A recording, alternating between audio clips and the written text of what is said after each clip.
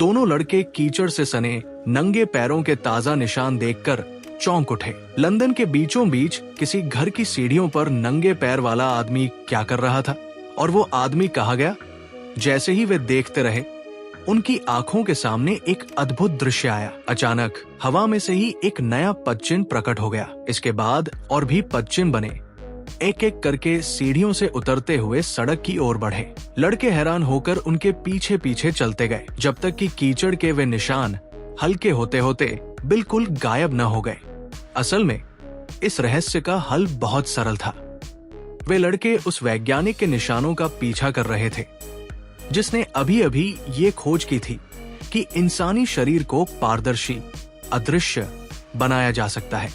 Griffin नामक उस वैज्ञानिक ने कई प्रयोग किए थे ताकि ये साबित कर सके कि मानव शरीर अदृश्य हो सकता है।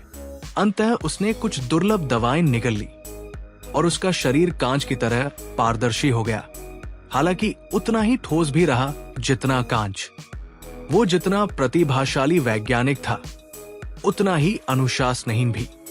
उसका मकान मालिक उसे नापसंद करता था और घर से निकालना चाहता था। बदले में ग्रिफिन ने उस मकान में आग लगा दी। बिना देखे भागने के लिए उसे अपने कपड़े उतारने पड़े।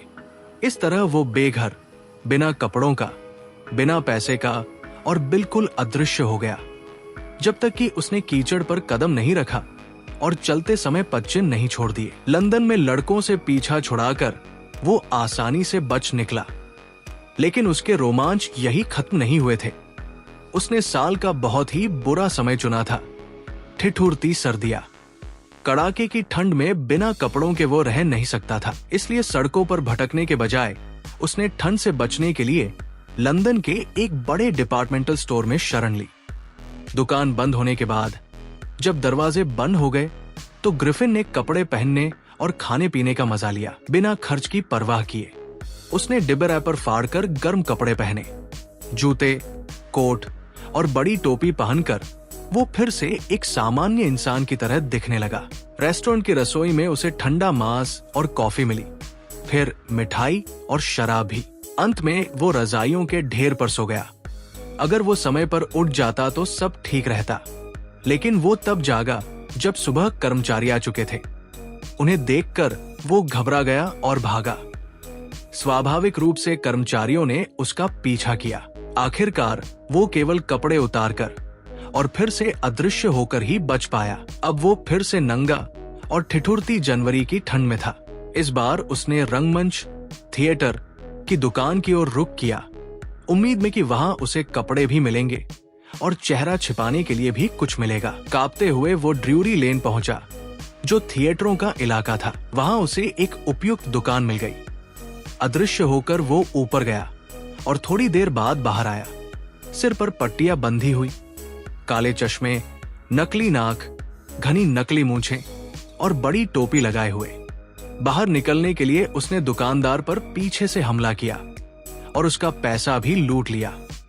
भीड़ भाड़ वाले लंदन से दूर जाने के लिए उसने गांव आइपिंग की ट्रेन पकड़ी और वहां एक सराय इन में 2 कमरे किराए पर ले लिए। सर्दियों में किसी अनजान मेहमान का आना वैसे भी अजीब था, और फिर उसकी विचित्र शक्ल सूरत ने सबकी बातें शुरू कर दी। सराय की मालकिन मिसेज हॉल ने दोस्ताना व्यवहार करने की कोशिश की, लेकिन ग्रिफिन ने कहा, मैं यहाँ अकेले काम करने आया हूँ, मुझे तंग मत कीजिए। मेरे चेहरे पर हादसे का असर है। उसने पहले ही किराया दे दिया था, इसलिए मिसेज हॉल ने उसके अजीब स्वभाव और गुस्सैल मिजाज को नजरअंदाज कर दिया। लेकिन चोरी का पैसा ज्यादा दिन नहीं चला। फिर उसने बहाना बनाया कि उसका चेक आने वाला है। तभी एक अजीब घटना हुई। सुबह सुबह पादरी और उनकी पत्नी ने अपने अध्ययन कक्ष में आवाजें सुनी। चुपके से नीचे जाकर उन्होंने दरवाजा खोला और कहा, समर्पण करो। लेकिन कमरा खाली था, डेस्क खुला पड़ा था और पैसे गायब थे। अद्भुत घटना, पादरी बार बार कहते रहे। लेकिन उससे भी अजीब नजारा मिसेज हॉल ने देखा। सुबह सुबह उन्होंने वैज्ञानिक का कमरा खुला पाया। बिस्तर ठंडा था और उसके कपड़े व पट्टियां बिखरी पड़ी थी। अचानक मिसेज हॉल को अपने कान के पास किसी की सांस सुनाई दी। अगले ही पल बिस्तर पर रखी टोपी उछली और उनके चेहरे पर आ गिरी। फिर कुर्सी जैसे जीवित हो गई। हवा में कूदकर सीधा उनकी ओर झपटी। डर के मारे वो और उनके पति भागे, लेकिन कुर्सी ने उन्हें धक्का देकर कमरे से बाहर कर दिया और फिर दरवाजा बंद कर लिया। मिसेज हॉल घबराहट में सीढ़ियों से गिरते गिरते बची। वो समझी कि कमरा भूत प्रेतों से ग्रस्त है और ये सब उस अजनबी वैज्ञानिक ने किया है। मेरी माँ उस कुर्सी पर बैठा करती थी। वो रोई। सोचना भी कितना भयानक है कि वही कुर्सी अब मुझ पर हमला करे। पड़ोसियों का मानना था कि ये सब टोने टोटके, जादू टोने का असर है, लेकिन जब पादरी के घर से चोरी की खबर फैली तो शक और गहरा गया कि इस काम में वही अजीब वैज्ञानिक शामिल है। शक और पुख्ता तब हुआ जब उसने अचानक नकद पैसे निकालकर खर्च करना शुरू कर दिया, जबकि हाल ही में उसने खुद कहा था कि उसके पास पैसे नहीं हैं। गांव के कांस्टेबल को गुप्त रूप से बुलाया गया, लेकिन कांस्टेबल के आने से पहले ही मिसेज हॉल उस वैज्ञानिक के पास पहुंची, जो किसी तरह अपने खाली कमरे से निकल आया था। उन्होंने सख्ती से कहा, मुझे बताइए कि आपने मेरी कुर्सी के साथ ऊपर क्या किया, और ये भी बताइए कि आप खाली कमरे से कैसे बाहर निकले और बंद कमरे में कैसे घुसे। वैज्ञानिक हमेशा से गुस्सैल था। अब वो और भड़क उठा। वो चिल्लाया, तुम्हें पता ही नहीं है कि मैं कौन हूं और क्या हूं। अच्छा, मैं तुम्हें दिखाता हूं। फौरन उसने अपनी पट्टियां, नकली मूछें, चश्मा और नकली नाक उतार फेंकी। केवल 1 मिनट में ही उसने सब उतार दिया। भयभीत लोगों ने देखा कि उनके सामने एक बिना सिर का आदमी खड़ा था। अब कांस्टेबल मिस्टर जैफस पहुंच गया। वो भी चौंक गया कि उसे एक बिना सिर वाले आदमी को गिरफ्तार करना है, लेकिन जैफस अपने कर्तव्य से पीछे हटने वाला नहीं था। अगर मजिस्ट्रेट का आदेश है तो आरोपी को पकड़ना ही होगा, चाहे उसके सिर हो या न हो। फिर वहां अद्भुत दृश्य हुआ।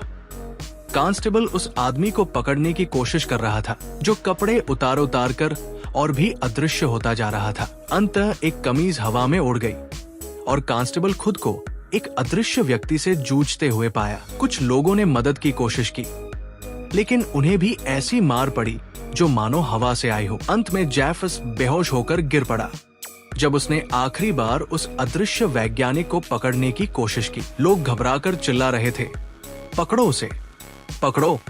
लेकिन कहना आसान था, करना नहीं। ग्रिफिन छूट चुका था और अब कोई नहीं जानता था कि वो कहाँ गया।